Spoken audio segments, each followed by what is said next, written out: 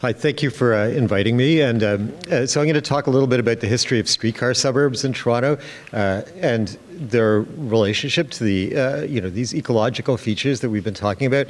So we live in a city full of suburbs, but they're streetcar suburbs dating from this period at the end of the 19th century. And so a lot of the main street experiences we have are arise from the existence of these streetcar suburbs. So I apologize for these maps. They're a little bit dim, but this is a 1912 map of the streetcar system, which is fairly extensive. There's no pointer. You don't know. So in the upper right, you can see that the Bloor Viaduct has yet to be built, and there's not much going on east of the Don Valley. If you go forward to 1923, this network of streetcar lines is extended quite considerably, and the development has followed the streetcar lines. So the evolution of the streetcar lines, or the streetcar suburbs, is really quite interesting. I was doing a little bit of research about this. They're driven in part by the mass immigration that occurred throughout North America and large North American cities towards the end of the 19th century and the early 20th century. There's a lot of, these are new immigrant communities, Italians, Jews, later Chinese, and they are, they are kind of building the cities that we know to exist today. They are driven in part by the advent of a new technology, the electric streetcar. And I write a lot about transportation, and you can never overstate the importance of a transportation technology on urban form. And in this case, the new technology at the time was an electric streetcar. There were horse-drawn streetcars that date back considerably further, but this streetcar was the advent of electricity created a mass transportation system. It was faster. It could take people for further distances. It could move more people. And thinking ahead to our own era, we think about Uber. Before Uber, we have several generations of highway technology. So the relationship between urban form and the transportation technology is intimate. It's interesting to note, it's always worth repeating, that the early streetcars were developed by private entrepreneurs who had sort of exclusive leases with the city. So there was really no planning. I've written endlessly about the consultation and planning processes around the creation of new transportation transit corridors. And in those days, there was no such thing. You laid track and you watched the city develop around it.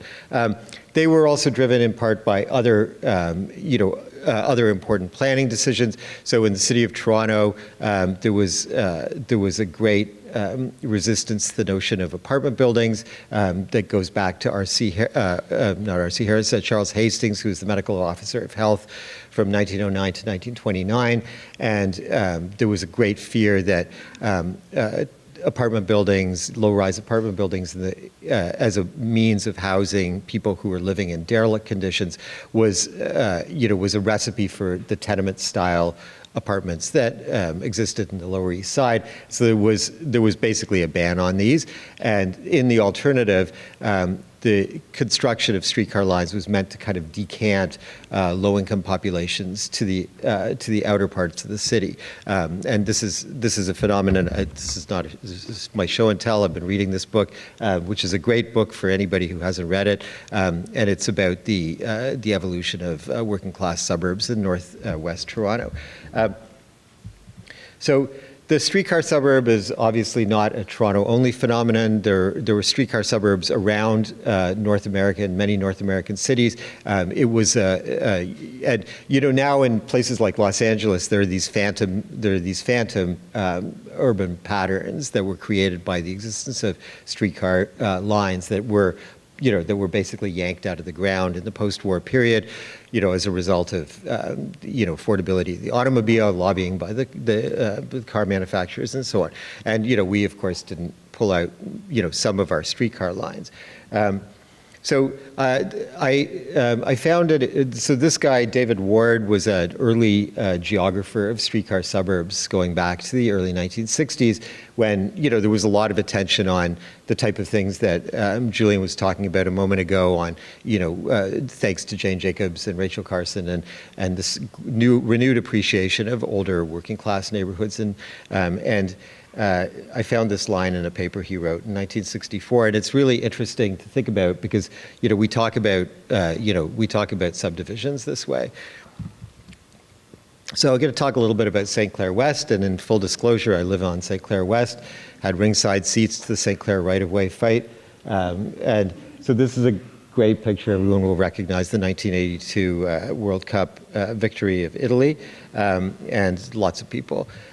So the story of the St. Clair West streetcar begins in 1913. It's pushed out all the way to Earl's Court. It basically ended at the underpass where around Caledonia, where the Georgetown line travels north. It was at that point owned by the Toronto Civic Railway, which goes back to the late 19th century. A heartily despised private organization, which provided such crappy service that eventually the Toronto Transit Commission was formed to take over its assets and deliver transit service. And it pressed the streetcar out further over towards Keele, where it ends currently. It was, I should pause to note, originally it ran in its own right-of-way, did not create a disaster, continues to not create a disaster. And what was interesting, going back to this notion that people relied on this to work in the factories and the offices in the central business district, you could get on the streetcar on a bay in front and travel all the way home to if you happen to be living at Dufferin and St. Clair. So it was a highly convenient service. I love this photograph. This is actually close to where I live. I wish I had a pointer, because if you look at this telephone pole and just immediately to the left of it, you see Oakwood Collegiate. And so I would point out that the social infrastructure predated basically everything else, and so maybe the TDSB should learn some of these lessons. On that street is passing over the sort of the end of Garrison Creek. There's a no frills there. This is the geography that streetcar line was passing through. So here are Gode's maps from 1911. This is at the sort of at the top right corner. You see the corner, that's Dufferin and St. Clair. And there's a lot of white there, and if you could see it closer, you would see that that there are lots of small yellow squares indicating wood frame shacks. And that was, this was the Earl's Court area. It was not very developed. It was fairly rural in its aspect. The old General Electric plant is visible down at the bottom in the middle. But it was still a predominantly rural area. So I love the contrast in the Gode's maps, because if we go to 1924, 13 years. So think about what you were doing 13 years ago. You might have not changed a great deal in 13 years, but this neighborhood went through a radical transformation, and it corresponds with a number of factors, not least of which is the availability of that streetcar line.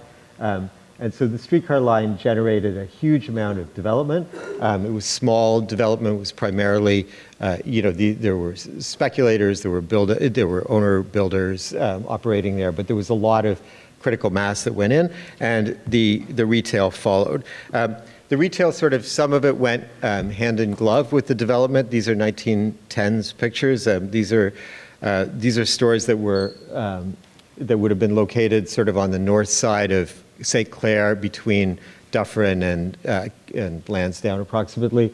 The one on the left is the Earl's Court photo studio, right? So, just sitting there in between a couple of fallow lots, and there's, more sort of a day-to-day necessities kind of retail on the right.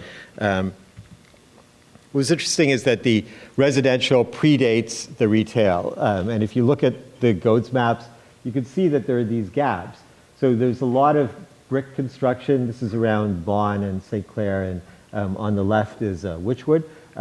So there are a lot of residential houses that have been built, but there's still fairly significant gaps on the south side of St. Clair, which is the street that runs along the north of this this map, and it shows that it shows something that is logical, which is that the population precedes the retail.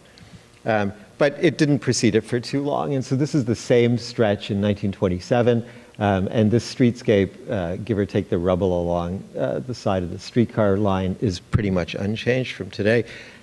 For the slightly taller building at the far right, it used to be the what's called the something ballroom. U2 performed there in the early 1980s. So the reasons why these main streets that were developed by streetcars or around streetcar suburbs are so good for retail, there are a number of reasons. Axiomatically, they served people who had no cars. So there are great photographs, by the way, in the Toronto archives. I was tweeting a couple of these from the early 20th century, the 1900s, of people riding their bicycles through really muddy terrain. So people commuted by bike, they walked. There are stories, Harris talks a lot about people who would walk from St. Clair and Lansdowne, these shack towns, down to the factories in the central business district, so 4 or 5 miles each way. And then there came the streetcar. So they were, so it had to be compact, right? Because that was what was needed. And so some of those early images from that Catherine showed of Chatham, I think immediately that the compactness there is a pragmatic choice because people needed to be close to that retail.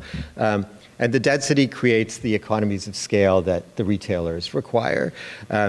The commercial profile of these neighborhoods was very utilitarian. I mean, they were providing the type of things that people needed in their lives, like dry goods and food and photographs for the wall and so on.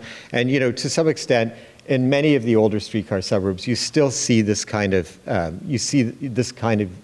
very utilitarian retail, and it still exists. Barbers and greengrocers, and I buy my groceries at a supermarket, like I think many of you do. But when I run out of stuff, there's a greengrocer on St. Clair, and a young woman who sits there. She doesn't heat the store. She's got bins full of onions and whatnot, and that's her business.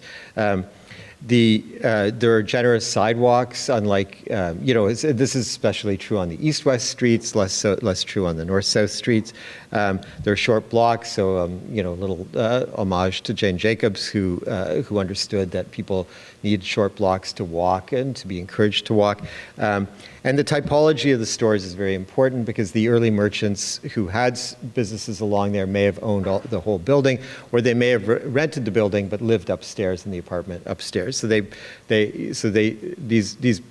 buildings were very important because they could do two things at the same time, and that's very good in a building.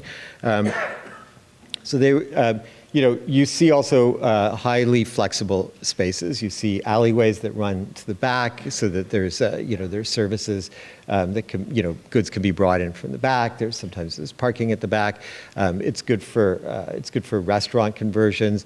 There are places where I've seen, I could think of, storefronts where there's the retail at the front and somebody's put an apartment at the back. So they're very flexible. You can bang through the walls and consolidate two retail spaces and adjoining retail spaces in separate buildings, which is interesting to me. I can't remember who told this to me once. It was a smart planner, maybe it was Joe Barrage, but having retail on both sides of the street is crucially important for a really thriving commercial area and also the ability to cross the street. And lastly, again, coming back to this theme of buildings that can do 2 or 3 things at the same time. You have these corner treatments where you have, you have a sort of an apartment, low-rise apartment that runs back into the neighborhood. You have retail at grade. You may have a little bit of retail down into the community. So you have these buildings that do a number of things. So at the risk of being saying something a little bit controversial, I think that one of the elements of retail strips is that you have a lot of background buildings, and you have in a lot of parts of the city you have buildings that are not especially interesting architecturally, but it's the it's the agglomeration of the stores and the walkability that creates their sense of place. We can get into the discussion about this in a moment, but these areas transition as the neighborhoods change, and some of the transitional issues are serious, and some of them are less serious, and just reflect the fact that neighborhoods change and that communities change, and the existence of a boarded up street front, or in fact some of the dead zones at the base of low-rise or mid-rise buildings, I see as a transitional phenomenon, and sometimes you just have to wait for the city to catch up. And I'll just leave with this picture. This is on Queen, near where the old racetrack was, and these were mid-rise buildings that they had a terrible time putting retail in at grade, and eventually they came in, and this is in fact interesting retail because this is very sort of fine-grained stuff. These are pet stores, and it's a bike shop, and it's not it's not the type of thing that you find on Queen West. It's reflecting of what's going on in the neighborhood. All right, thank you.